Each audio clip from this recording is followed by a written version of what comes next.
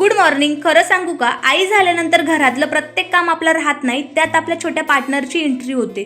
मी kitchen आवरायला गेले की लगेच आमचा वीर पण किचनमध्ये येणार आणि जोपर्यंत मी किचनमध्ये असते तोपर्यंत तोही किचनमध्ये असतो. त्याला एकटं खेळण्यापेक्षा ना आईजवळ राहायला जास्त आवडतं. आता त्याचे बाबा झोपले होते, पण जोपर्यंत माझं संपूर्ण काम आवरून होत नाही आणि मी जोपर्यंत त्याच्या शेजारी येत नाही ना तोपर्यंत काय आमचं वीर झोपायचं नावच घेत नाही. आता तुमच्याही घरी असं बाळ असेल तर तुमची हीच परिस्थिती असेल ना, तेवढं मात्र कमेंटमध्ये नक्कीच सांगा. मग म्हटलं काम तर आपलं रोजचंच असतं. आधी माझ्या छोट्या मित्रासोबत 2 क्षण मनसोक्त जगूया. थोडा डान्स केला, थोडी मस्ती केली, थोडं हसलो आणि खरंच असे छोटे छोटे क्षणच दिवस अजून सुंदर करतात.